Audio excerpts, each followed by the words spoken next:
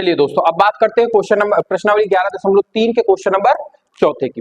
देखते हैं question number चौथा क्या कह रहा है। चौथा कह रहा है यदि 9 सेंटीमीटर ऊंचाई के एक शंकु, एक लंबवृत्तीय वेलन, जो शंकु का आयतन इतना दिया गया, मतलब कुल मिला के ओवरऑल आपसे ये कहना चाह रहा है कि एक शंकु का आयतन कितना दिया गया है, इसमें 48 पाई सेंटीमीटर क्यूब दिया गया है। आयतन कितना है?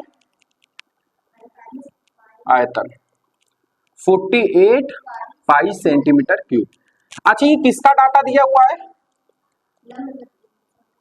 कुल मिला के आप ओवरऑल शंकु ही मानोगे। लंबवृत्तीय वही लंबा ना, लंब होता है ना, हाइट होती है ना, उसी से आयतन दिया गया है। दूसरी चीज आपको क्या दी गई है? हाइट दी गई है। हाइट कितनी है? 9 सेंटीमीटर हाइट है आपकी। तो हमसे क्या लगा रहा है कि इसके आधार में शंकु, वही टोपी वाला, इसके आधार में जो वृत्त बनता है उसका व्यास ज्ञात करना है। पहले हमने क्या ज्ञात करना था? रेडियस ज्ञात करने के। तो जिस तरीके से हम अगर व्यास को ज्ञात, रेडियस त्रिज्या ज्ञात कर लें तो उसको दो गुना कर देंगे तो हमें क्या निकल के आएगा? व्यास। तो हम दोनों चीजें यहां पे पहले निकालते हैं, ठीक है। पहले रेडियस निकालेंगे, फिर हम क्या निकालेंगे? अच्छा, एक चीज बताओ, थोड़ा सा लॉजिकल दिमाग लगाना, मैं पूछने जा रहा हूं। आयतन दिया है तो हम आयतन का ही फॉर्मूला लगाएंगे। आयतन का फॉर्मूला क्या होता है? v बराबर वही 1/3 पाई आर स्क्वायर है। अच्छा, आप धर्म से बताओ, अपने दिल में हाथ रख के, क्या आपको ये तीनों सूत्र याद नहीं हो गए? सोते में भी जगा के कोई पूछेगा बता दो, क्या आप लोग कंफ्यूज तो नहीं हो गए? यही होता है रेगुलरिटी। अगर मैं आपसे यही सूत्र बोलता रहूंगा ना तो आपको याद हो जाएंगे, ठीक है। चलो, तो अब हमें इसमें, अच्छा एक चीज, हाँ एक चीज आपसे मुझे और पूछना है आपसे, दिमाग लगाओगे तभी आप इसका आंसर दे पाओगे। ऑनलाइन और ऑफलाइन बच्चे दोनों से पूछ रहा हूँ। ऑनलाइन बच्चे कमेंट में जवाब देंगे, ऑफलाइन सीधा जवाब दे सकते हैं। पहली चीज, क्या एक बात बताओ, क्या मैं यहाँ पे पाई का मान रखूं 22/7? ये बताओ मुझे, क्या पाई का मान रखना यहाँ पे उचित होगा?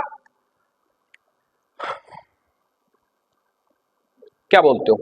कुछ ना कुछ हमें ऐसा लॉजिकल दिया गया है जो पाई को डिफाइंड कर रहा है, उसी को पकड़ना है आपको। अगर वो आप पकड़ लिए तो समझ में आए है? हाँ, आयतन तो दिया ही है, आयतन से तो मतलब पाई की बात बताओ, क्या मैं यहाँ पे पाई का मान 22/7 रखूं? क्यों? लॉजिक बताओ, लॉजिक।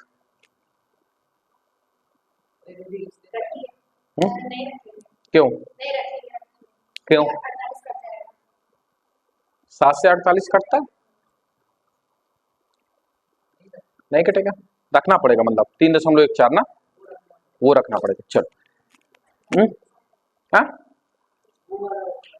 3.14 रखें। चलो देखो, अगर आप गौर से देखो, चलो मैं 22/7 भी रख दूंगा, लेकिन इसमें मैं बताऊं आपको, इस क्वेश्चन में ना तो पाई का मान, ना तो मुझे 22/7 रखना है, ना 3.14 रखना है। आप कहते हो भैया ये कैसे? 48 पाई दिया है हमने, तो जब ये पाई इधर लिखेंगे तो ये पाई कट जाएगी। काय हमारे फालतू में रख के दिमाग खर्चा करें, यही तो पकड़ना था आपको। आपसे अगर मैं पूछ रहा था कोई चीज तो आप तुरंत देखो, जब आपको भूख लगी होती है ना तो आप सीधा दिमाग किसमें लगाते हो? खाने में। ये तो नहीं देखते हो ना कि बर्तन कैसा है हमारा। जब मैंने आपसे पूछा था पाई के बारे में, तो आपने अभी तक देखा कि जितने भी क्वेश्चन आपके उसमें मैंने कराए हैं, सब में पाई की वैल्यू मैंने रखी है। तो भैया अगर हमसे कुछ चीज पूछ रहे हैं तो कहीं ना कहीं हमें कुछ ना कुछ हिंट दिया होगा क्वेश्चन में। क्वेश्चन में आपको क्या चीज गिवन है? या तो आयतन गिवन है, या तो हाइट गिवन है। हाइट से हमें कोई मतलब नहीं है क्योंकि इसमें पाई का कोई सुराग नहीं है। 48 को देख लेते, पाई है, पाई इधर रखा जाएगा, मतलब पाई से पाई कटेगी, भैया नहीं रखना है, पाई से पाई कट जाएगी, बस इतना ही तो बताना था आपको।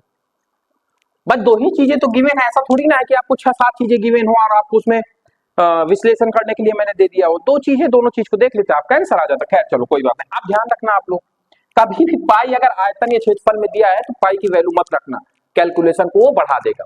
चलो, तो यहाँ पे क्या होगा? 48 पाई 1/3 पाई, आर हमें निकालना है, एच हमारा कितना है? 9। क्या पाई से पाई कट नहीं जाएगा? 3 से काटे 3 बार नहीं जाएगा? 3 से काटे कितना आएगा? 3 एकम 3, 3 18, तो 16 बराबर आर स्क्वायर। तो आर की वैल्यू कितनी आ जाएगी? 16 किसका वर्गमूल होता है? 84। हाँ, 16 का वर्ग, 16 किसका वर्गमूल होता है? 4 का। किसका होता है? 4 का। ऐसे लगा देंगे, ये वर्गमूल का निशान है, तो 16 के कौन से बाहर आएगा? 4 बन के बाहर आएगा। तो रेडियस हमारी कितनी आ गई? अगर त्रिज्या हमारी कितनी आ गई? 4 सेंटीमीटर की रेडियस आ गई हमारी, तो व्यास हमारा कितना हो जाएगा? व्यास होता क्या है? व्यास 2 इंटू रेडियस होता है। रेडियस कितनी है हमारी? 4। तो व्यास हमारा कितना निकल के आया? 8 सेंटीमीटर हमारा क्या निकल के आया? व्यास। और हमसे क्या ही निकलवा रहा था? व्यास। हमने रेडियस भी निकाल दिया आपकी, और क्या निकाल दिया? देखो कितने आसान क्वेश्चन है, 2-2 3-3 लाइन में ये क्वेश्चन हो जा रहा है ना?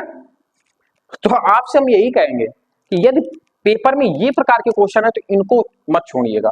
वो जो अभी तक आपने चतुर्भुज और त्रिभुज पढ़े हैं, उन वाले क्वेश्चन थोड़े टिपिकल होते हैं, है ना? उसमें सब कुछ सोचना पड़ता है, तो वो वाले क्वेश्चन को अवॉइड करना, इन वाले क्वेश्चनों को छोड़ने की गलती मत करना, ठीक है? इसमें आपको फुल मार्क्स मिलेंगे। तो उसमें हमने प्रमेय गलत कर दिया, पूरे नंबर कट जाएंगे, ठीक है?